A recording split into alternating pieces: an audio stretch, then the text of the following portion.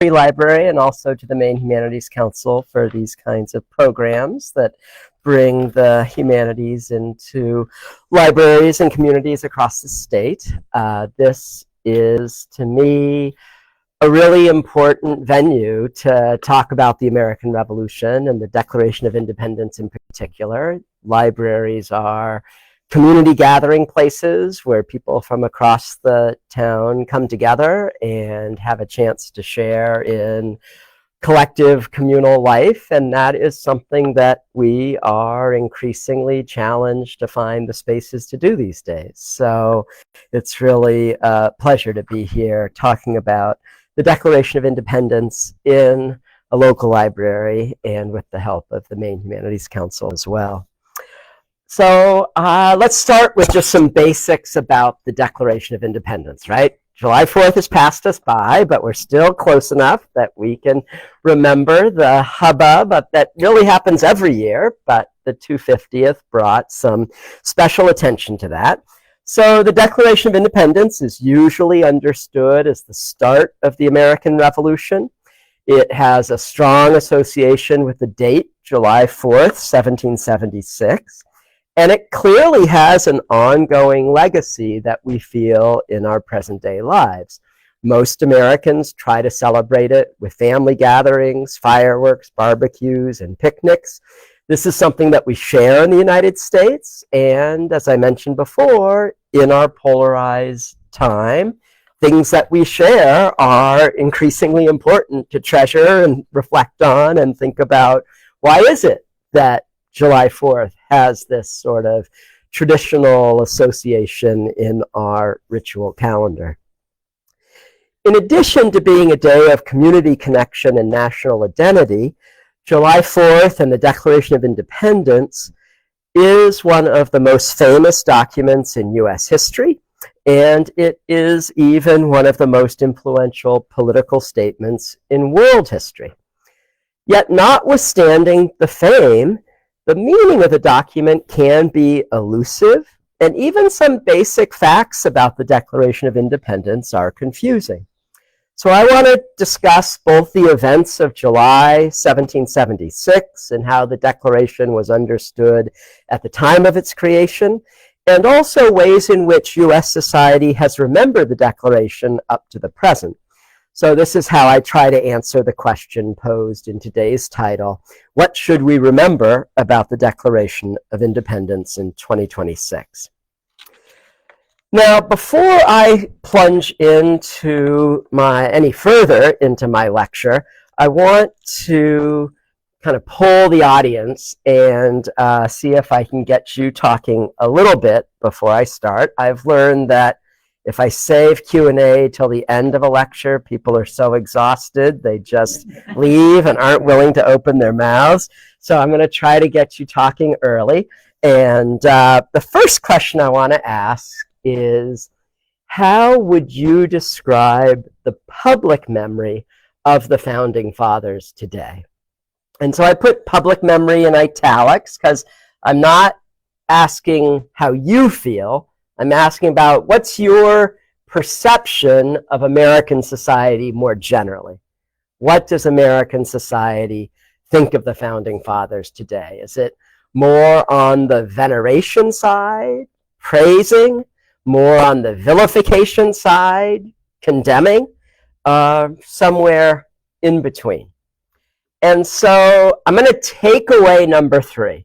No one can vote for the mix because that's too easy.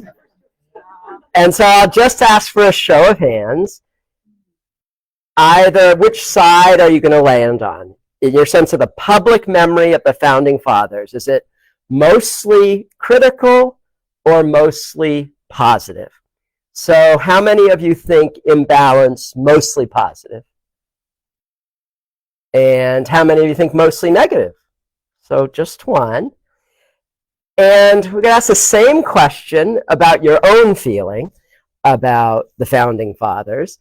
And now I just want to say a little bit something about that term Founding Fathers, because it is one that we sort of use interchangeably with the American Revolution.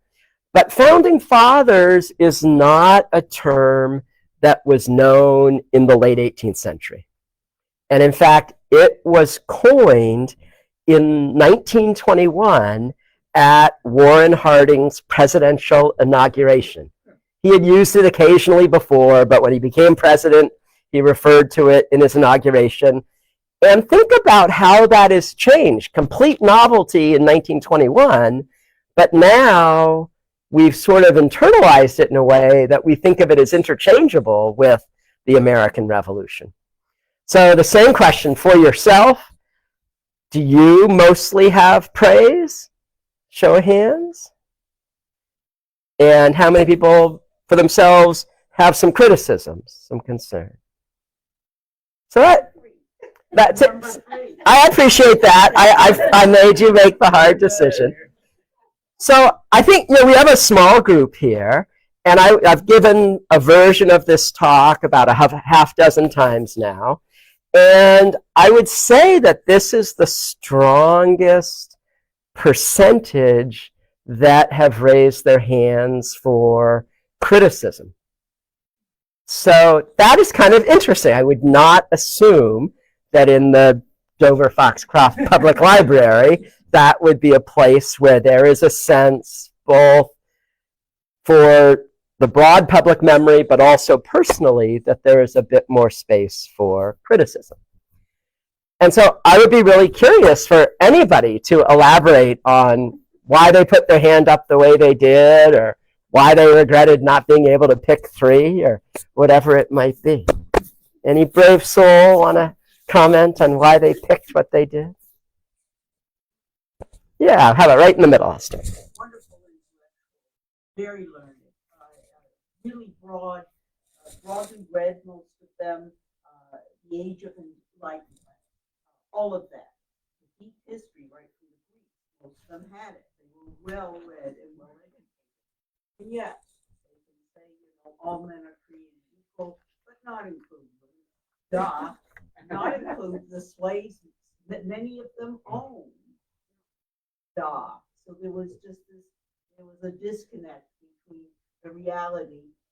This is an aspirational document, wonderfully, good for them, but rather a gap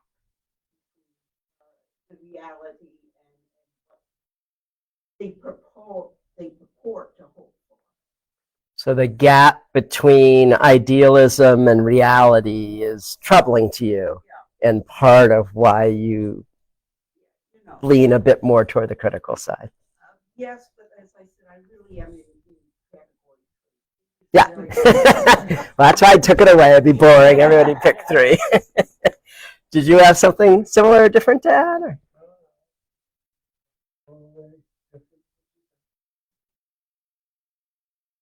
You want to share? Or?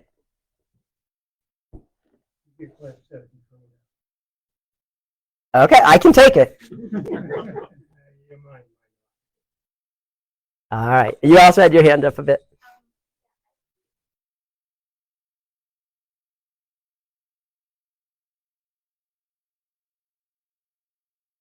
I think that how I was educated early on, what I mean.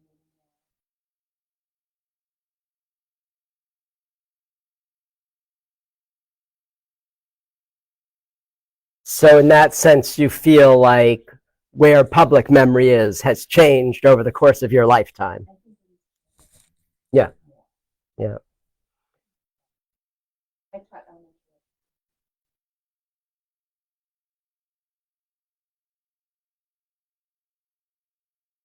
Yeah. Yeah. Yeah, John.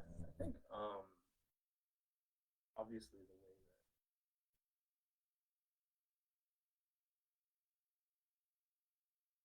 that most of our I think there's been a lot that's come out. I mean, not that it's brand new information.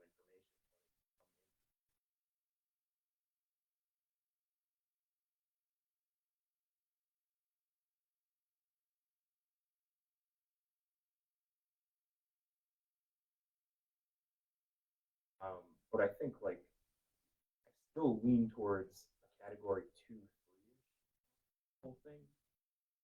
Is any other point in history you almost have to give opinion because of the context? Because like we have context today, and that's why we're looking at things in a new way today. Context of the late-eighteenth, and they were also a lot of times, especially with their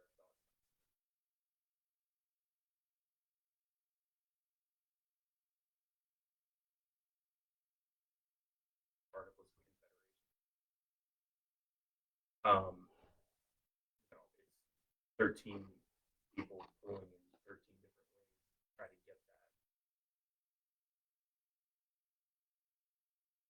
Yeah, concessions. But at the same time, I'm glad that there's context on both sides of it now.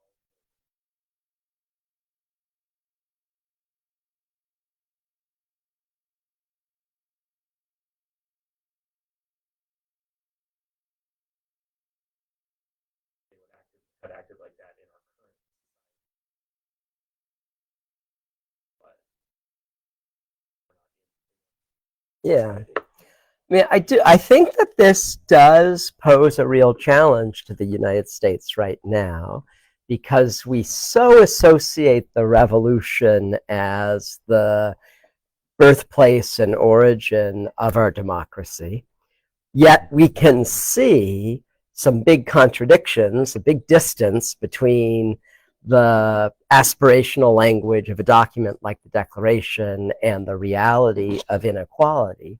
And for younger people in particular, I think this leads them toward a pretty dark view of how could that founding moment be of any value whatsoever. And I think that about my own children who are in their 20s. I think they would be a lot more on the vilify side of this and unable to really reflect on how things change over time and how do we deal with these sorts of contradictions. And this is a real crisis for American society. If we do not have some kind of past that we don't have to venerate it, but to evaluate it and engage it seriously, then we don't have many tools for figuring out how to navigate our current very challenging circumstances. So I am going to start a timer because I will spend a lot of time talking if I don't. I'm going to try to speak for about 45 minutes. I'm very happy to take questions in the midst of the talk. I really prefer it because you'll forget what you wanted to ask, or the moment will pass, or you'll just be so exhausted by the end you don't want to ask it. So please, if you're curious about anything, put your hand up. I'll finish the point I'm trying to make, and then we can pick up and look at something again, or repeat something, or try to clear it up. So I want to start with two very influential images of the American Revolution. This is the most famous painting associated with the Declaration of Independence. It was done by John Trumbull. He was born in 1756, so a young man at the time of the Revolution. His father was the only colonial governor who broke with the empire. So his father was the colonial governor of Connecticut and stayed on as the early Republican governor as well. And you can see at the bottom, I give this painting a funny string of dates. So Trumbull starts in 1786 by traveling all through the States and even to Europe in the goal of painting every signer of the Declaration of Independence from life. And if they had died before he began his project, he went to great lengths to find somebody else's portrait that had been done to life so that he could recreate this significant moment as carefully as he could. he ends up getting, he does some small scale versions of a painting like this, and then he got a commission from the US Congress in 1817 to paint 4 huge history paintings for the rotunda of the US Capitol. And that date is a significant one. So 1817, just in the wake of the War of 1812, when Washington, D.C. had been burnt by the British Army. And so this is a moment that national leaders are thinking hard about what are our symbols of national pride? How do we recover from really what was a repeat of the American Revolutionary War struggle that went not very well for the U.S. in 1815. And so it takes about a decade, but in 1826, these 4 12 by 18 foot history paintings were installed in the rotunda of the US Capitol, where they still are on view today. So the other 3 paintings are all of generals, of military moments, the surrender of Burgoyne, the surrender of Cornwallis, and the retirement of George Washington resigning his commission as commander-in-chief. So the painting bears the title of July 4th, and it shows the committee that drafted the Declaration presenting it to the President of the Continental Congress, John Hancock. This actually occurred on June 28th, and it probably was just Thomas Jefferson who presented it. But above all, Trumbull tries to show a complete process of creation. So it's not an actual specific moment that occurred, but he has this sort of ambition of how do I collectively represent what this significant moment of the creation of the Declaration of Independence was. This famous image began to be mass-produced as early as 1820. I think that's the earliest engraving that I have seen of it. So this meant that you could produce hundreds or even thousands of copies inexpensively that people could put up on their wall of their houses. By the mid-19th century, chromolithography allows color mass reproductions. Currier and Ives have maybe a half dozen different versions of the Trumbull Declaration of Independence painting. And in 1976, when the US Treasury came up with a new piece of currency in the bicentennial year, what do they put on the back of the $2 bill but a reproduction of this image? And of course, we see it in popular culture as well. So this is a really significant example of early commemorative activity. And Trumbull begins in 1786 on this project of remembering that moment. The US Congress gives it special sanction with that big commission in 1817. And then by the 1820s, they have really established themselves as key ways in which Americans are keeping alive their memory of the American Revolution. So let's turn next to the Declaration itself. This is the most famous and familiar image of the Declaration of Independence, the 56 signers iconically grouped at the bottom of the sheet. However, this is actually an engraved facsimile that was made in 1823 for very practical reasons. The Secretary of State at the time was John Quincy Adams, and he called for a painstakingly exact copy to be made because the fancy signed version on parchment of the Declaration was already badly damaged and faded by the early 1820s. So this is what that parchment version looks like today. That parchment version is created, it is finished and presented in the Continental Congress on August 2nd. And people begin to sign the document on August 2nd, but it takes several months for all those signatures to get added. And this whole question about the signers is a really interesting one. 9 of the delegates who were at the Continental Congress when the vote was taken did not sign the declaration.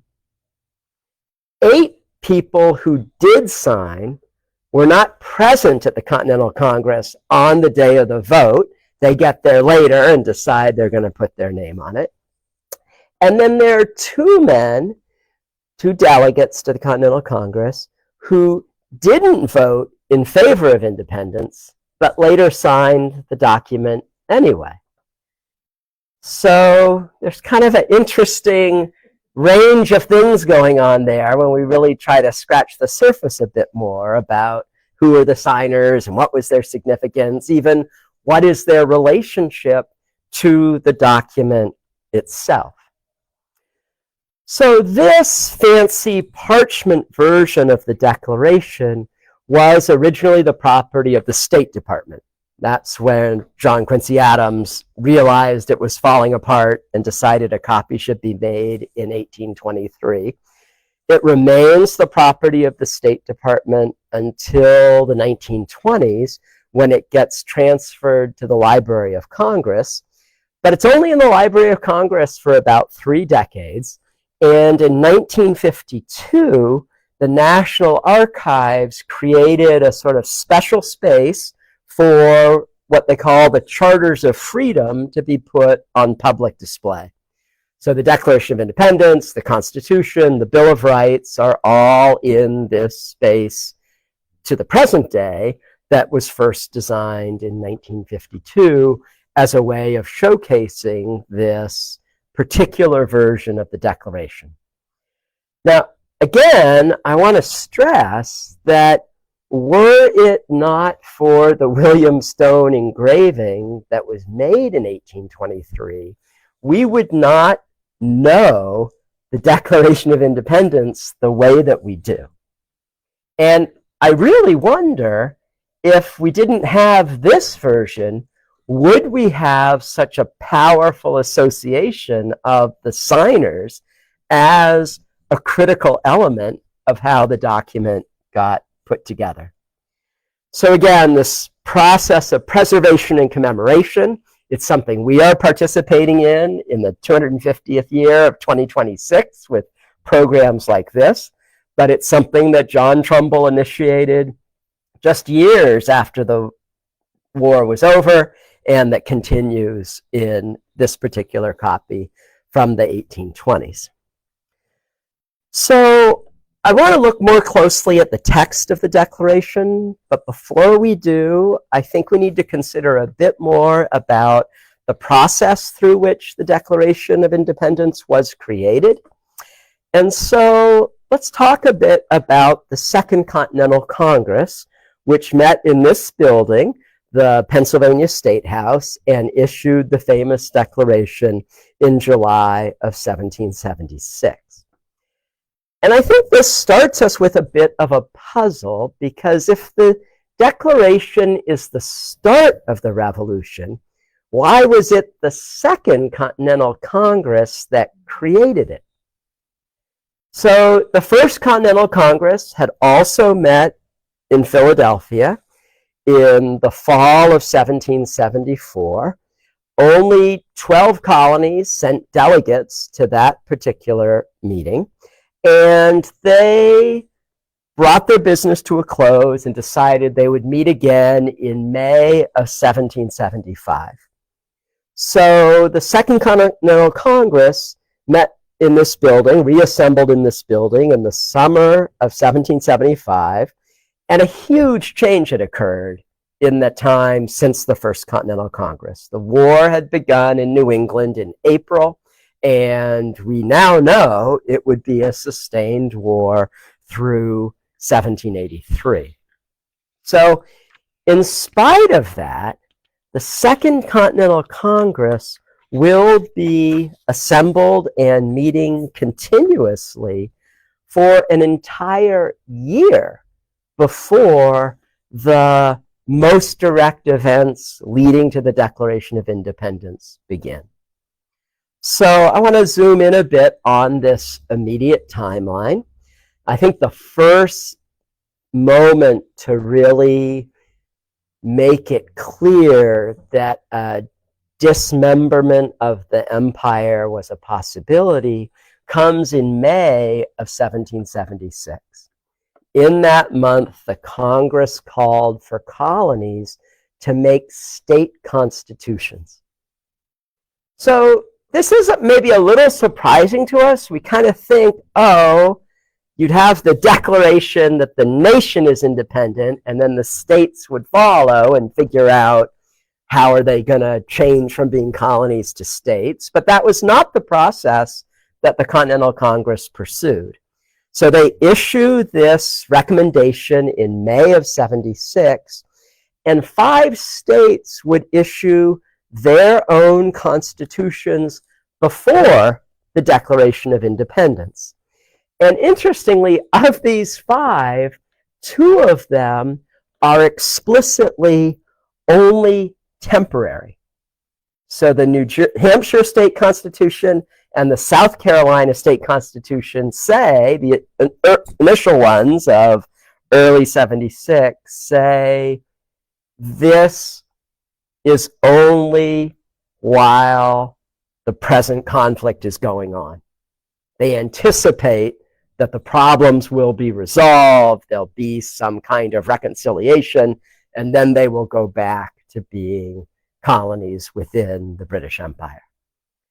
And this, I think, is surprising to us, because from our perspective 250 years later, it is obvious that independence is going to happen, that it seems natural and part of a modern democratic process. And so to realize how hard it was to make this decision, how divided the opinions were, how even some states that were prepared, well, some colonies that were prepared to become states did so in a way that kind of hedged their bet and said, well, we don't really think this is necessarily going to last forever, just until we can resolve this conflict. The next step in the timeline, the significant Virginia leader Richard Henry Lee proposes independence in the Continental Congress. This leads to the creation of a committee of 5 individuals to draft a potential statement about independence. So the 5 are Roger Sherman on the left, then Ben Franklin, Thomas Jefferson, and John Adams, who are relatively recognizable to most Americans today, and Robert Livingston on the right. So Sherman from Connecticut has a person, he's actually a really fascinating guy. He is the only person to sign all 4 major revolutionary documents: the Articles of Association in 1774, the Declaration, the Articles of Confederation, and the Constitution. He's the only one. And partly it's a matter of age. He was in his mid-50s in 76, so he was in the right age and lived long enough to see the Constitution to fulfillment. He was a very strong proponent of legislative authority. He was very suspicious of the executive power, that could be abused, that you wanted to lodge government in a representative legislative body. That was the best place for it. He was a person of relatively modest origins. He was a shoemaker at one point in his life, a bookseller, an almanac publisher. But by the 1750s, he already was a man of property and was widely recognized as a civic servant and political figure in Connecticut. Robert Livingston, on the other side here, is kind of the opposite of Sherman in a lot of ways. He is from one of the great New York manor families. He was fluent in Dutch and English. He, by the 1770s, may have owned over 1 million acres of land between New York City and Albany, so more land than the state of Rhode Island. So a different sort of character than Sherman and the better known committee as well. So the committee begins its work. It is, I think, fair to see it as largely Jefferson's document. He was a relatively young delegate to the Continental Congress in his early 30s. He had arrived relatively recently, didn't have a lot of other assignments and committee duties, so he had sort of had time available to write it. He also had written one significant commentary on the Revolution in 1774 that was widely recognized as articulate and fluent and elegant, so it sort of fell to him to be the initial major drafter of the Declaration. He works on it with significant committee input for just 17 days, kind of amazing, and then the committee presents the draft document to Congress on June 28th. So we go from a really slow, drawn-out process where it's hard to get to this point, and then the writing of this document happens very quickly in just a matter of weeks in the middle of June 1776. The document gets presented to Congress, and they decide not really to scrutinize it. They say, before we really look at the language in the proposal, let's make sure we're ready to take this step, right? It'd be a waste of time to really scrutinize it if we're going to decide we don't even want to favor independence yet. So they debate the question on July 1st. They vote by state delegation, so every state gets one vote. And in that initial July 1st vote, it's 9 in favor, 2 opposed, and 2 abstain. So this is a problem, right? It is not a strong enough sense of support for the Continental Congress to feel like we can barrel ahead with this as is. So the states that voted against were Pennsylvania and South Carolina.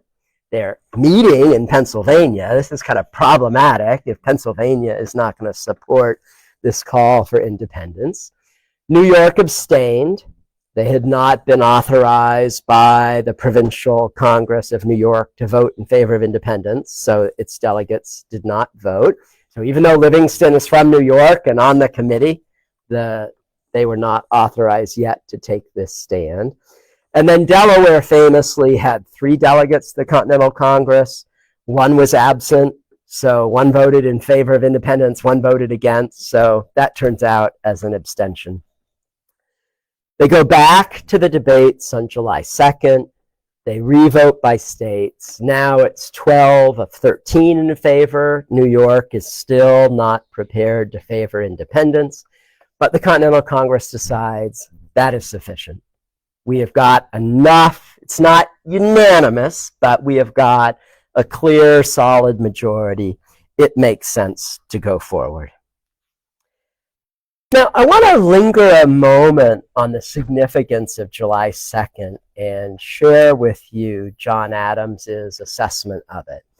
He writes, constantly to his wife Abigail in Braintree. He's been away for months at a time. He is the most ardently committed member of the Continental Congress. He serves on scores and scores of committees, and he has an extraordinary relationship with his wife, Abigail Adams. They really exchange political information and strategy. They were an unusual couple among the founding fathers. There really is no one else who had the kind of modern partnership that we could see in John and Abigail Adams, among the other founding fathers of the late 18th century. So on July 3rd, Adams writes to Abigail about the events of the previous day. And I mean, he is just a great writer. There's great language here. I also really love it because John Adams is both exactly right about the significance of what happened, but also exactly wrong. So, the second day of July, 1776, will be the most memorable epoch in the history of America. I am apt to believe that it will be celebrated by succeeding generations as the great anniversary festival. It ought to be commemorated as the day of deliverance by solemn acts of devotion to God Almighty. It ought to be solemnized with pomp and parade, with shows, games, sports, guns, bells, bonfires, and illuminations, from one end of this continent to the other, from this time forward forevermore. You will think me transported with enthusiasm, but I am not. I am well aware of the toil and blood and treasure that it will cost us to maintain this declaration and support and defend these states. Yet, through all the gloom, I can see the ravishing light and glory. I can see that the end is more than worth all the means, and that posterity will triumph in that day's transaction, even although we should rue it, which I trust in God we shall not. So Adams knows that they have crossed a critical threshold where they are finally declaring independence. And of course, he thinks in 2026, we will all get together for our family barbecues on July 2nd, right? Because what matters is the vote, not what comes next. It's very John Adams. So from that very lofty assessment, let's go back to the mundane process of creating the actual Declaration of Independence. So the committee draft is now on the table for the Continental Congress to edit. And they edit it as a committee of the whole. Right? So this completely flies in the face of our usual assumption that anything written by a committee is terrible. Right? Most historians agree that the committee of the whole did an excellent job tightening up the language, clarifying it, making it more elegant, reducing it in length.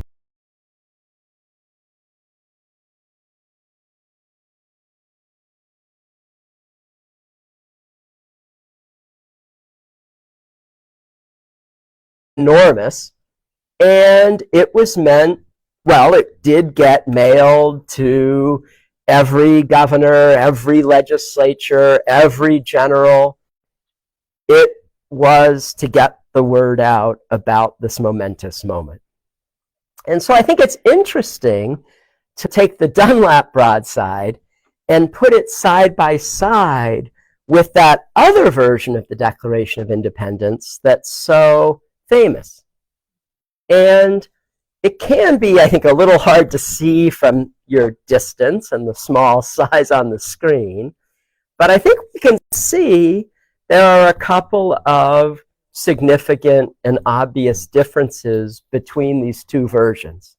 The Dunlap broadside produced July 4th and 5th, and the Stone version of 1823, which I think is an exact copy of the parchment version of August 2nd, 1776. Anybody want to see any big difference between the two documents? Test your eyesight. The signatures is the most obvious, right? And that kind of goes back to my comment before. If we didn't have the Stone version, would we be so conscious of the significance of the signers? Right? There, we do see Hancock's name large, President of the Continental Congress, and then the Secretary, Charles Thompson, attests to the validity of this as the official statement, but no list of signers the way we think the Declaration would have to have it. Do we have a copy of that? Yes, there are a variety, many copies of the stone version survive. So I think lots of big archives have them. Not hundreds and hundreds, but more than 26. You get it online. Oh yeah, you can find it. Either one you can get online? Yes, you can find variety of versions of the Dunlap broadside or online. The Maine Historical Society has done a nice job of scanning theirs and also has a transcription. So if you go to the Maine Memory Network, that's kind of the website of the Maine Historical Society, you can find that copy there. But there's also the National Archives copy. There are a variety of them. And the Dunlap. Yeah, I'm going to pitch that at the end. So the Maine Historical Society has really done a great thing for the 250th, and they're going to have their copy travel this summer and fall to every county in Maine. And it's going to be here at Foxcroft Academy. I've got the dates on a later slide. I think not till September.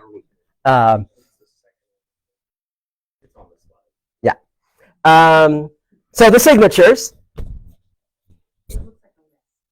Well, that I think is really interesting. That's kind of the hardest one to see. The broadside is a little easier to read, right? The parchment version is to look at, right? It's a guy with beautiful penmanship and it's super elegant, but it's one giant block of text. That is formidable reading. The broadside kind of breaks it up. There's more sentences, and you're exactly right. The body of it is this list of he has statements, and we'll zero in on that in just a second. What about the title of the two documents? Yeah. Yeah. So the Dunlap broadside is, they're both in Congress. They both have that date. But the Dunlap broadside is a declaration by the representatives. Only by August 2nd, that has really changed. Not only is it unanimous, but it's also the unanimous declaration.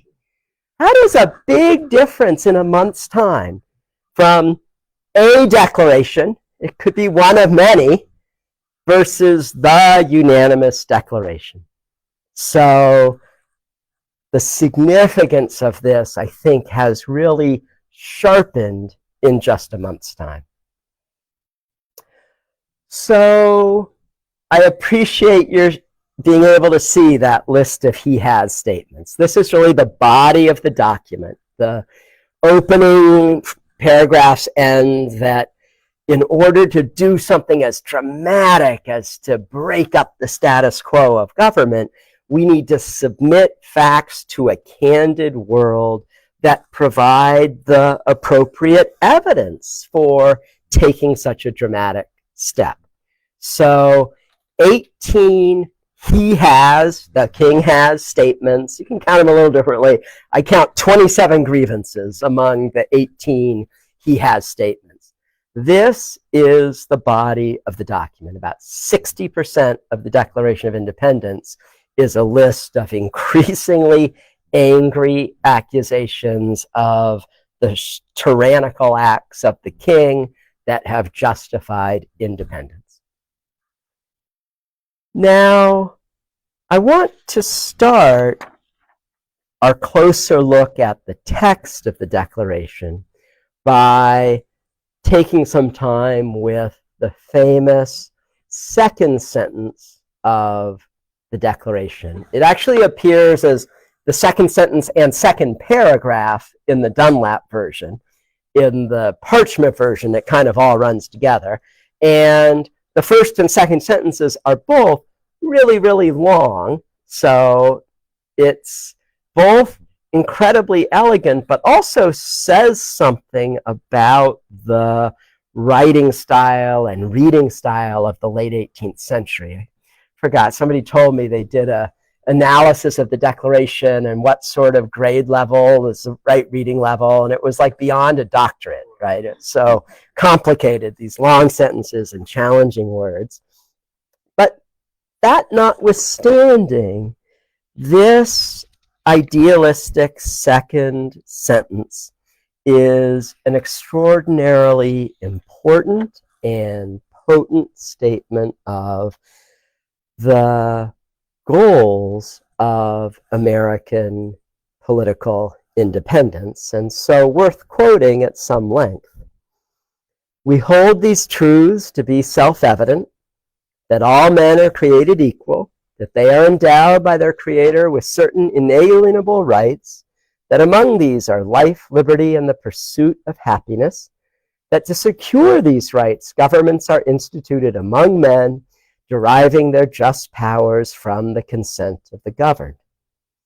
And this is a brief and powerful expression of the fundamental premises of American nationhood, of democracy, and of revolutionary idealism. That all people were created equal, that we have inherent, inalienable natural rights. These are not the rights of political membership, but these go to all human beings. That government is limited. Its purpose is only to protect those rights. And that government gets its power and its legitimacy from the consent of the governed. Thus, the people are sovereign and the source of the government's legitimate power. This revolutionary tradition has been the great inspirational power of the Declaration of Independence. And its specific language has been copied hundreds of times by anti-colonial political movements well into the 20th century that explicitly are modeling their movement around the same ideals that were expressed in the Declaration in 1776. This is really important, and these idealistic associations have long been central to the meaning of the Declaration, and it is how it is mostly understood today. But this famous section was not much commented upon at the time. In the 1770s and 1780s, people focus on those candid facts. And do they meet the bar of whether or not independence is appropriate? The only people I know of who right away call attention to the distance between reality and idealism are enslaved African Americans. And they have begun to comment on this in the 1770s. That becomes a wider point in the anti-slavery movement of the early 19th century. The Declaration of Sentiments in 1848 will explicitly model itself on the Declaration of Independence, but replacing he or she with all of the male statements of the original document. And then, especially influentially, Abraham Lincoln's Gettysburg Address takes this idealism and elevates it to become the central meaning of the Declaration in the midst of the US Civil War. So this is usually a good place to pause and for me to have a sip of water. People might have questions or comments or befuddlement or anger.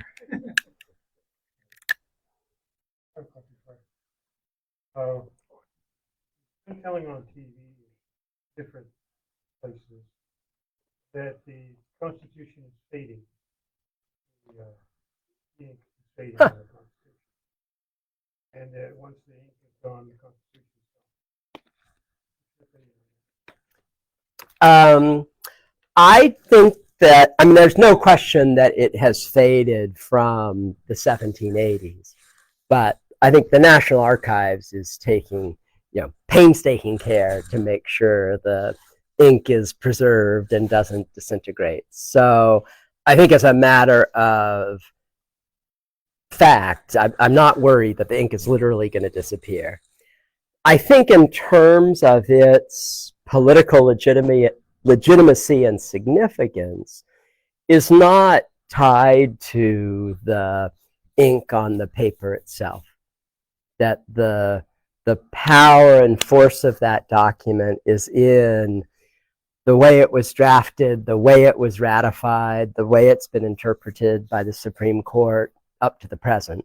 So I think it is more deeply interwoven into American society and government to not be, I mean, I don't want to see the ink disappear, but if it were to, I don't think that would be problematic. It is kind of interesting. One of James Madison's many famous comments about the Constitution, he argued strongly against the addition of a Bill of Rights. He thought that would not be helpful.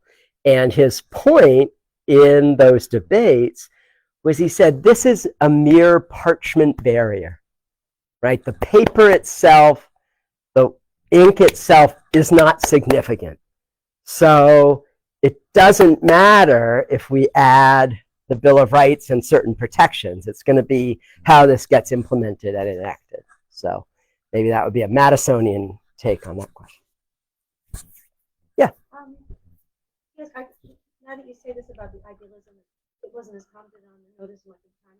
That sounds like most were very practical, all the grievances that we're dealing with. So in a way, I'm not surprised, but this would be the philosophical, or the intellectual, or the enlightenment underpinning, political theory underpinning, that I guess would come from Jefferson, but John Locke and some of the others. Who are some of the other defenders of those ideas? So I think, so this is very much the Enlightenment personified. And I think this is part of how Jefferson and the committee are able to produce this document so quickly.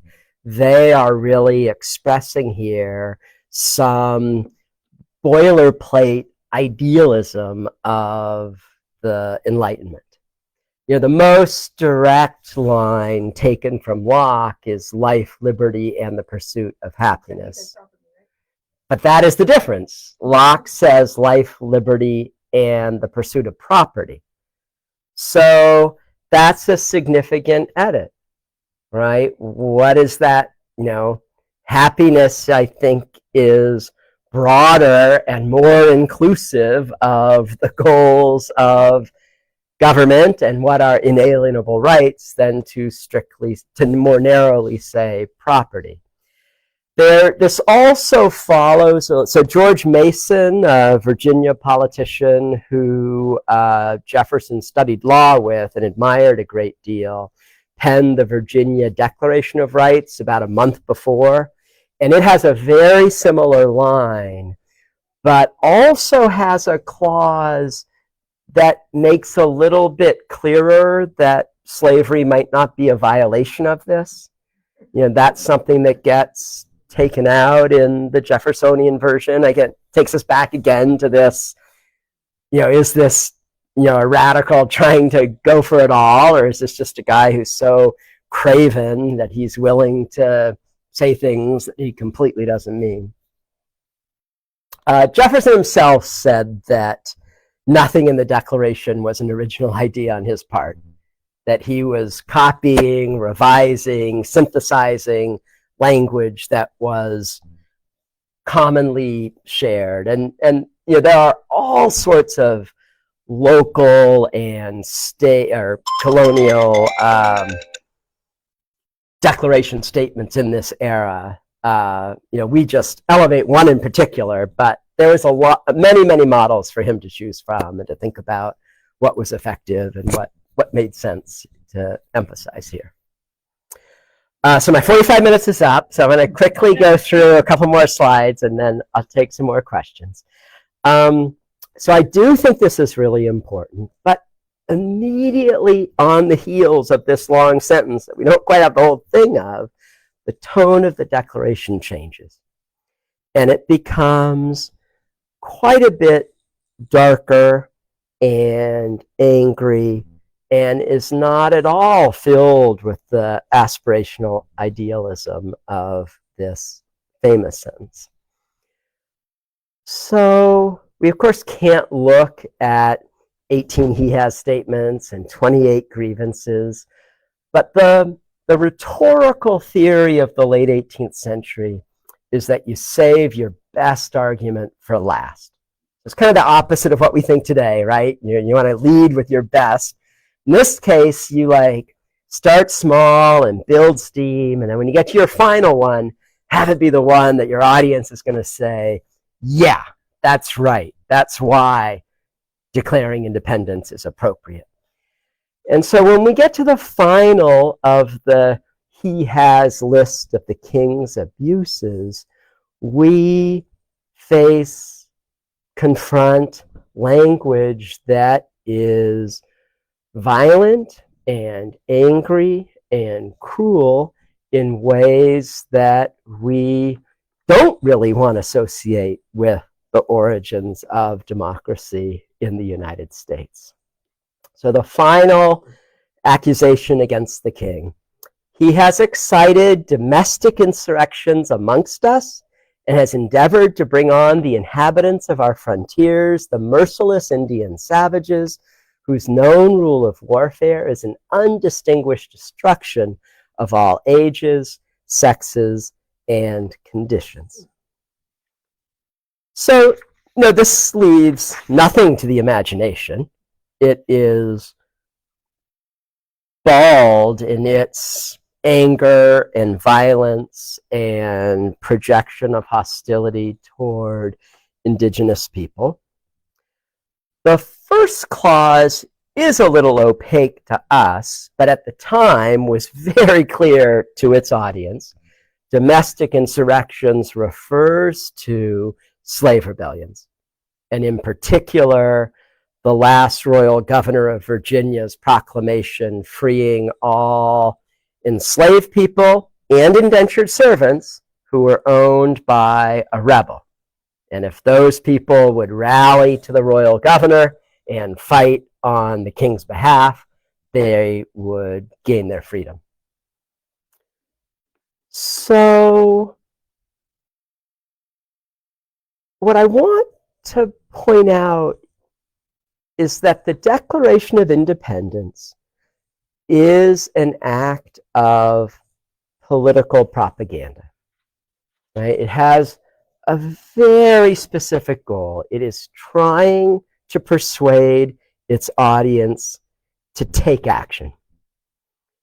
And the Continental Congress decided that this was the final plank that would have the broadest and most inclusive resonance among the colonists that it hoped to mobilize as patriots.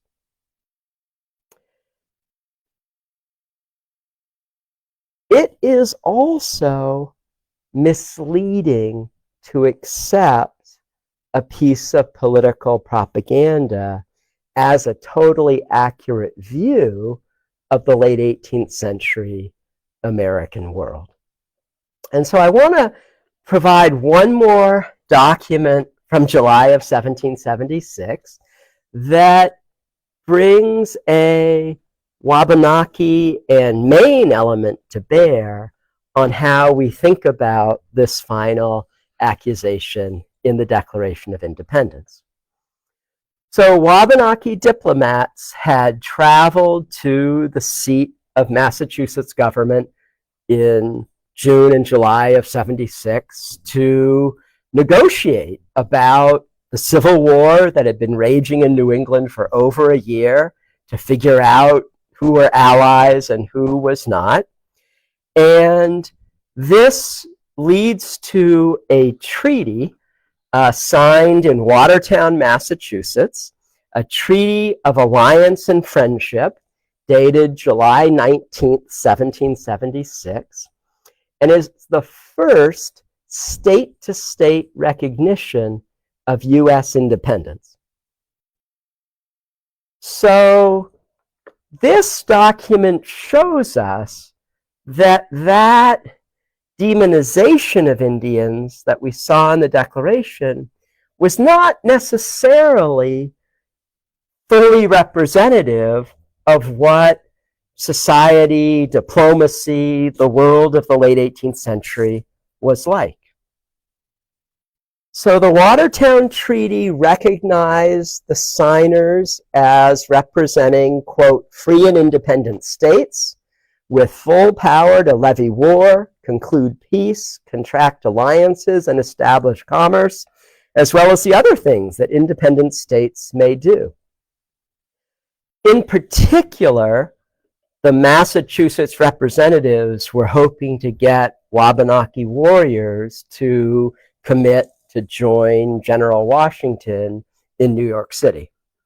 And 4 Wabanaki diplomats leave from the signing to join Washington, and others go back to try to gather other allies among their communities, as well as with Passamaquoddy and other neighboring tribes.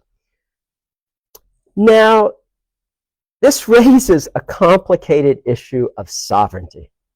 And this is still a really present political issue for Wabanaki nations in Maine in the 21st century. But the complexities of sovereignty in 1776 are, I think, even more interesting, because the representatives of the Massachusetts government are members of the Massachusetts Provincial Congress that was in power from 1774 to 1780. Massachusetts does not have a constitution in this period, doesn't really have a governor in this period. There's kind of a group of these provincial congressmen who serve in this capacity. The signers for Massachusetts do so as the governors, plural, of the state of Massachusetts Bay, and they had 17 signatories, starting with James Bowdoin. The Wabanaki tribal nations there are identified in the treaty as the St. John's Indians, so that would be what we would call the Maliseet, or they would call themselves the Wolastoqey, and the Micmac, or the Mi'kmaq. So the sovereignty at stake here is an interesting one that is both recognizing the state authority of Massachusetts and of the 2 tribal nations, but also the new United States. While they were meeting, the Dunlap broadside arrived in Watertown, and the conference minutes tell us it was read line by line by a French translator to the Indian Wabanaki diplomats who were there.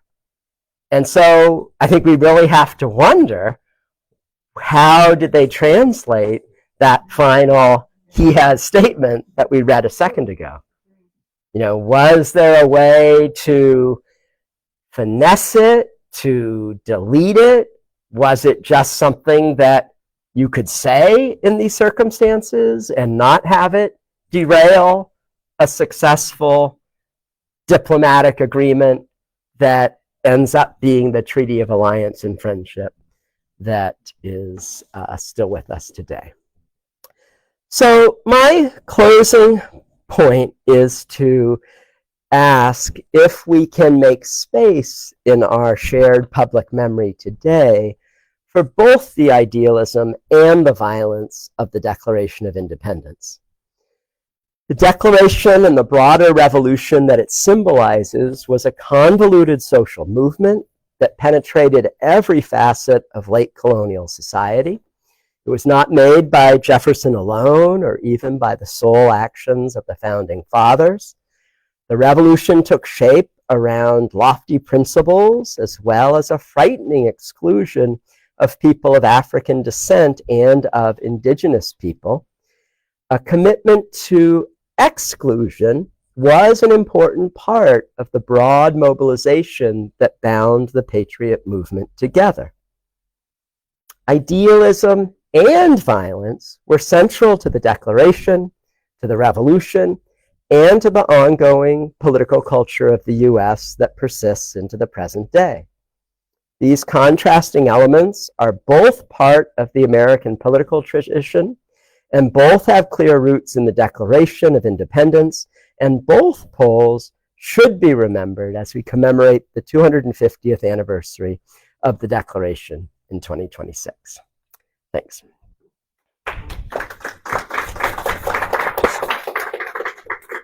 I'm happy to take any questions. I do want to make a pitch for the forthcoming issue of the journal Maine History that is going to be a revolutionary commemoration issue.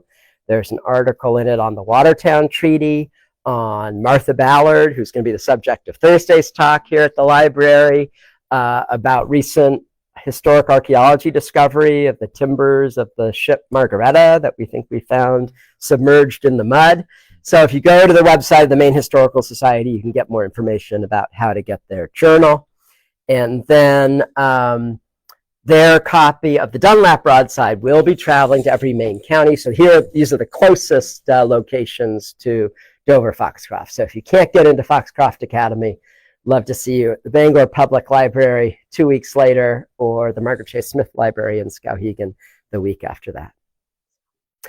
Thank you all for coming today. I really appreciate it.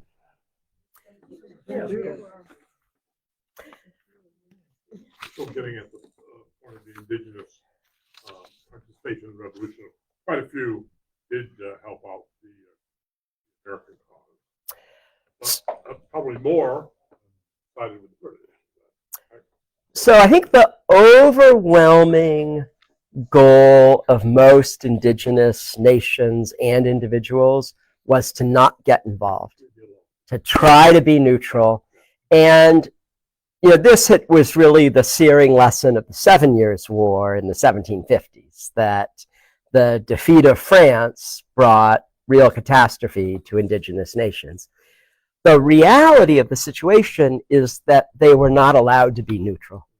And that's also part of what's disingenuous about that he has statement. At the same time that they write that in the Declaration, the Continental Congress is also negotiating with the Iroquois, the Haudenosaunee, to be allies in the revolutionary struggle, and the Wabanaki also clearly are part of this alliance. We'd like you murderous savages to be on our side. Yes. Compelling argument. I mean, broadly speaking, the majority of indigenous groups do not support the independence of the United States. They see this as a threat to their sovereignty, that they will be better off if there is some kind of imperial restraint. But the Wabanaki tribes are a little different, and this particularly changes when the French sign a treaty with the Americans in 1778. You know, most Wabanaki people's second language, if it's not another Wabanaki dialect, is French in the late 18th century.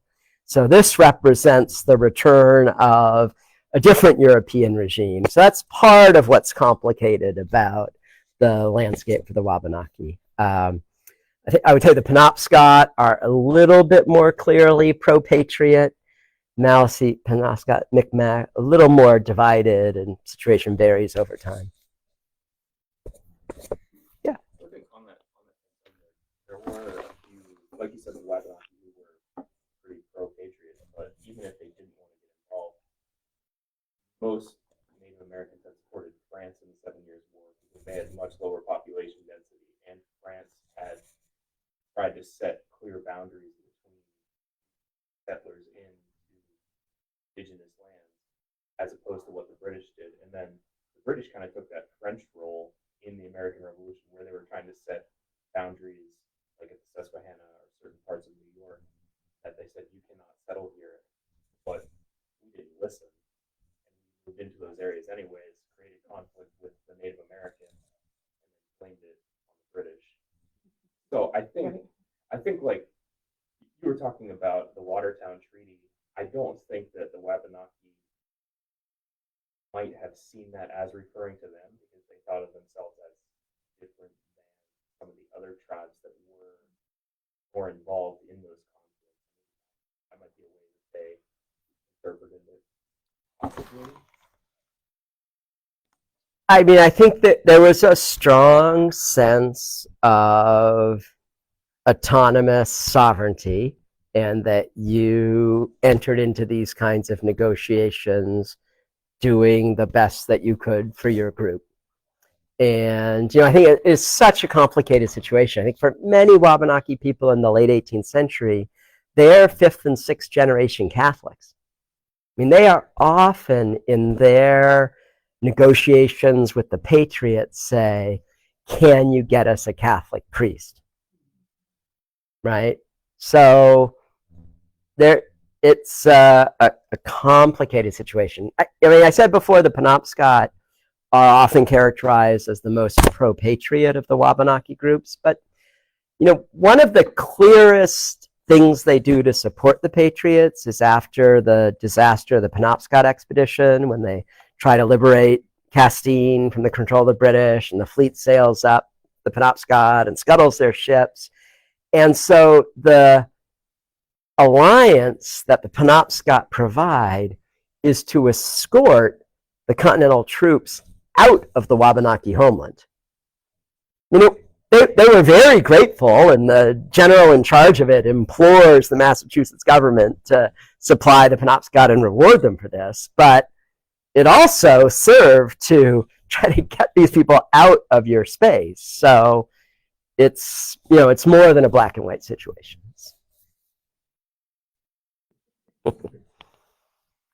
I will remind you, the Maine Humanities Council would love to get your input about this event, and they've got this very creative polling system where you can just take a sticker and put it on the box that most suits what you thought about this event. So they would like to get a little bit of feedback about their program and if they should keep these kinds of things coming to Dover Foxcroft. So do fill that out or place your sticker where you want. I've also got a couple of handouts in the back. One is a poem about Maine that you're welcome to take. One is a book list of titles about the Declaration if you're curious to read more. And then I have a book about Maine statehood and its commemoration that I am selling at my author's discount. If you're interested in that, I'd be happy to sign it to you. Authors love to sign their books.